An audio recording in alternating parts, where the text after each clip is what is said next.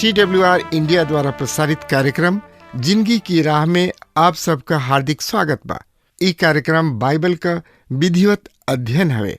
हमार ई उद्देश्य है कि आप सब परमेश्वर की इच्छा से अवगत हो जाएं, ताकि ओकरी विरुद्ध क्यों ऐसा काम ना करी कि दंड का भागी होखी। बाइबल सगरी मानव जाति खातिर छुटकारा का संदेश है। कृपा करके देखी सुनी, ताकि परमेश्वर आपकी जिंदगी का रास्ता दिखावे वाला ठहरस।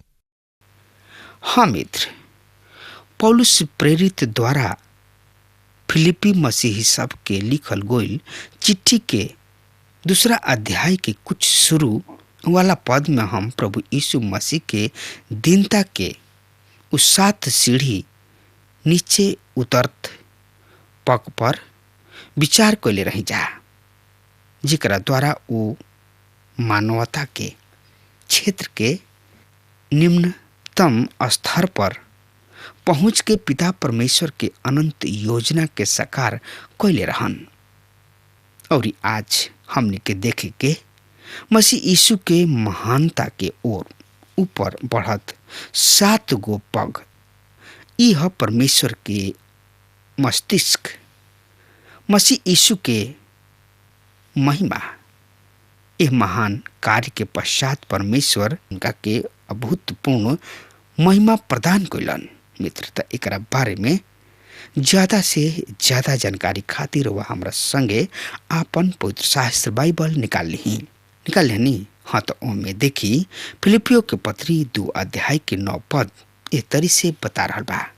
सुनि ध्यान से, हम यह पद के रोज सामने पढ़ रहा बनी। ए कारण परमेश्वर उनका के बहुते महान कैलन और उनका के ऊ नाम दिहले जौन सब नाम में ऊंचा बा। पहला कदम है परमेश्वर मसीह यीशु के बहुते उन्नति कैलन।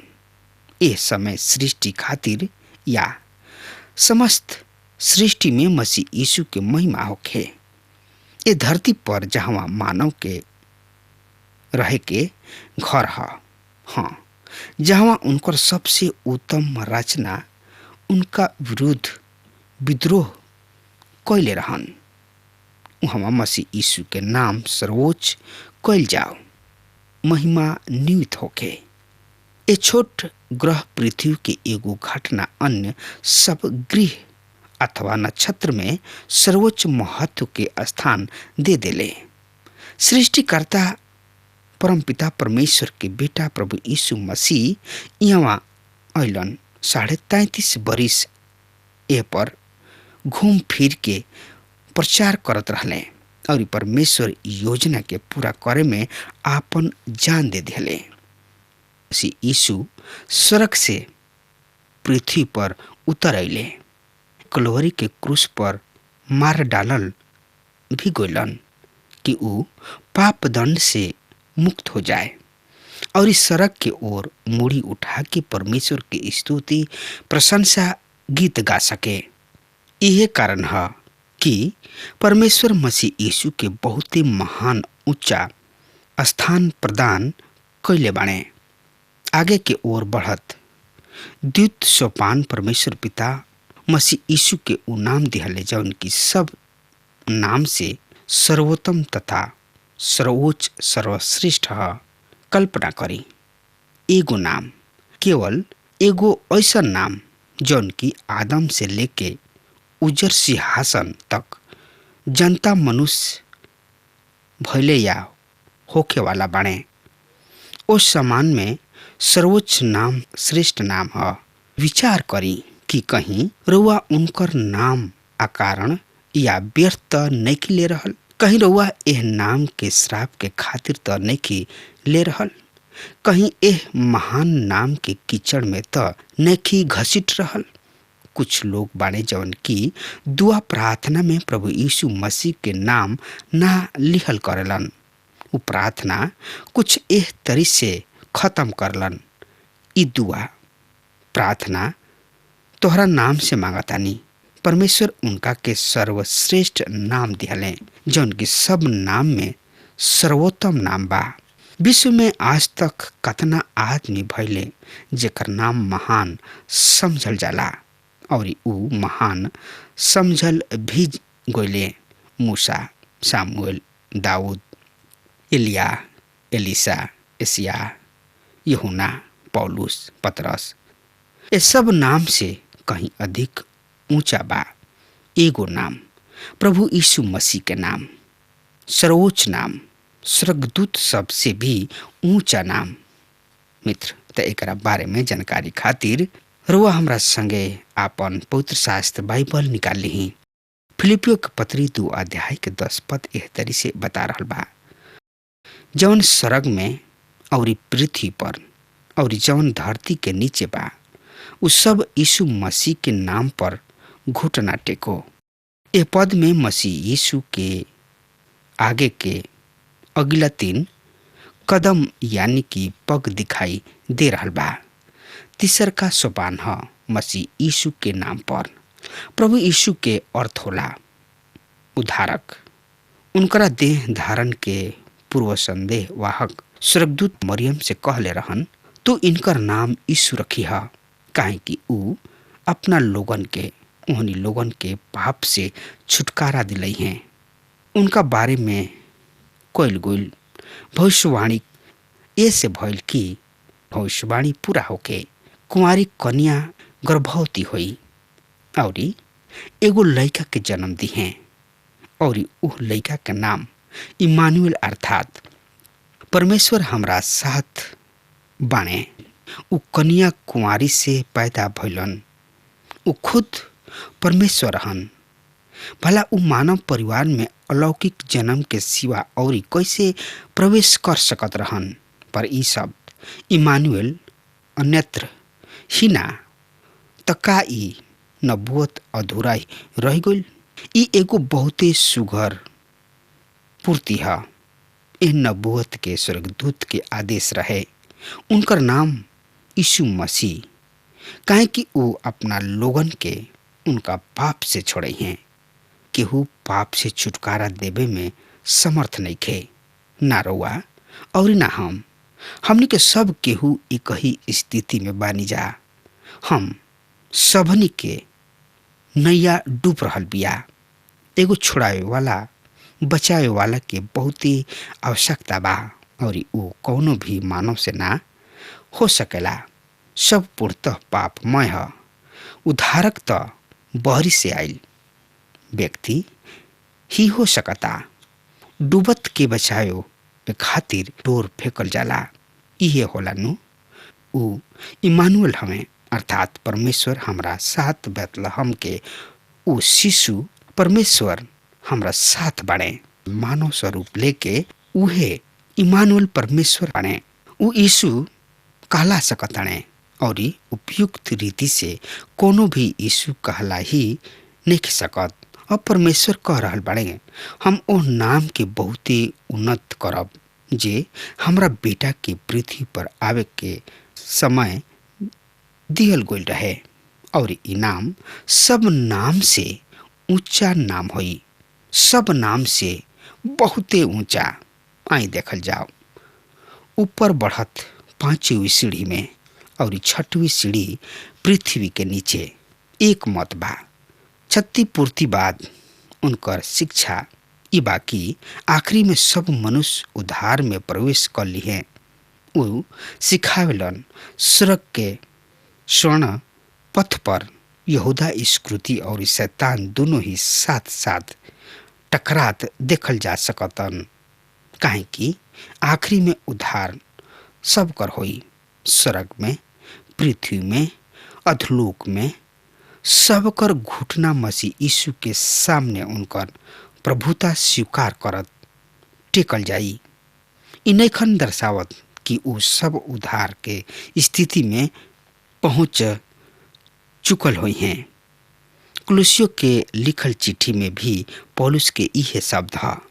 परमेश्वर संकल्प कैलन कि उनकर समस्त परिपूर्णता मसीह में निवास करे और क्रूस पर प्रभावित मसीह खून से शांति स्थापित करा।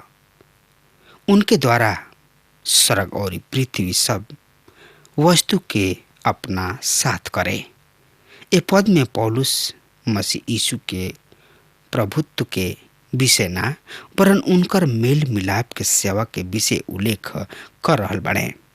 उनकर छुटकारा के कार्य के विषय उल्लेख कर रहल बड़े और नरक में उद्धार और छुटकारा के सवाल ही नहीं खे उठत।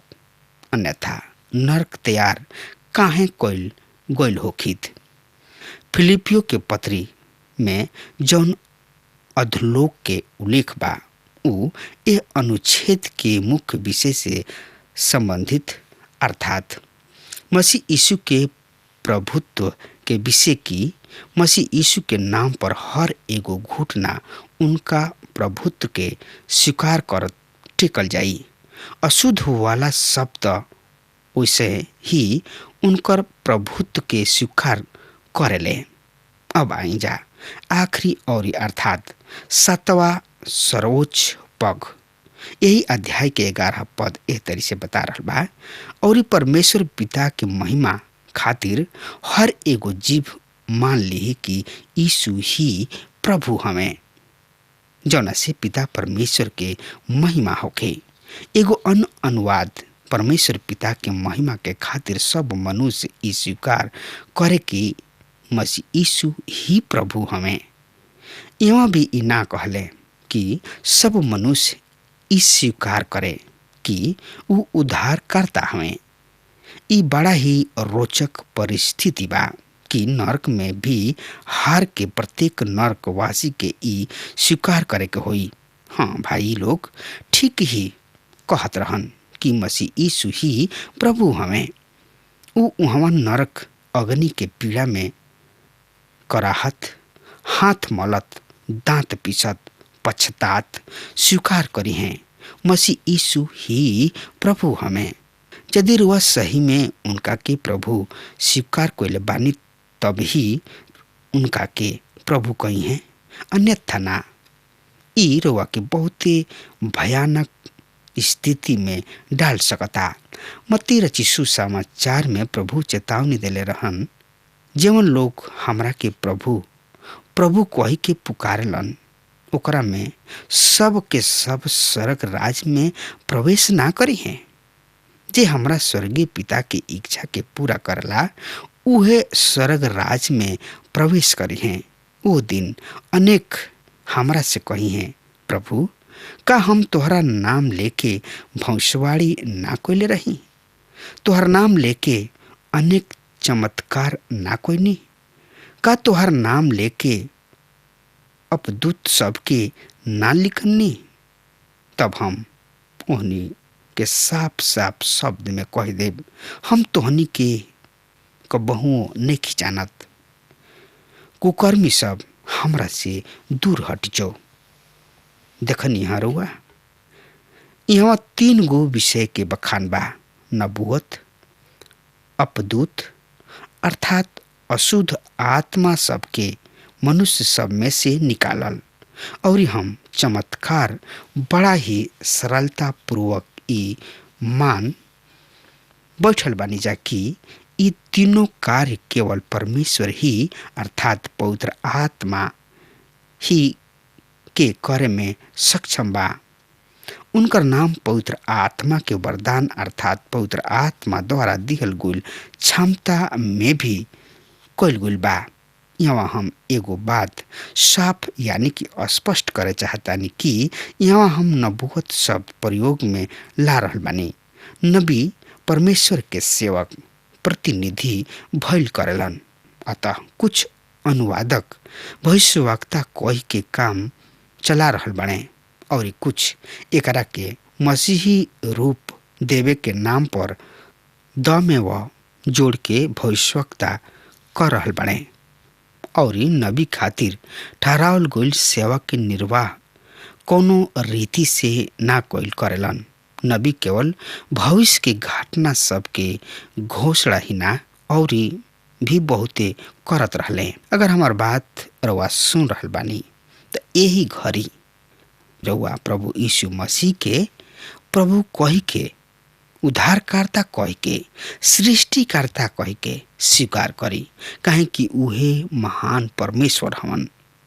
उनका से बढ़ के केहू नहीं खे कि रउआ उनकर स्तुति, ओकर प्रशंसा, ओकर बड़ाई करी। सिर्फ यीशु ही परमेश्वर हवन और उनके द्वारा ही राउर उद्धार बा। मित्र, अब हमार समय खत्म हो रहा बा। आज्ञा दी परमेश्वर हुआ के बहुते बहुते आशीष देश। आमीन। हमके विश्वास बा कि ई कार्यक्रम आप सब खातिर फायदेमंद सिद्ध भइल हुई। हम चाहतनी कि आप सब अपन अपन आशीष हमरों से बांटी। अगर आप सबके लगे बाइबल से चाहे आपकी निजी जिंदगी से क्यों सवाल होके, चाहे क्यों समस्या खातिर प्रार्थना करावे चाहतनी तो हमारी फोन नंबर पर जरूर संपर्क करें। परमेश्वर आप सबके बहुत आशीष प्रदान करें और आज का दिन आप खातिर सुखद बनावे।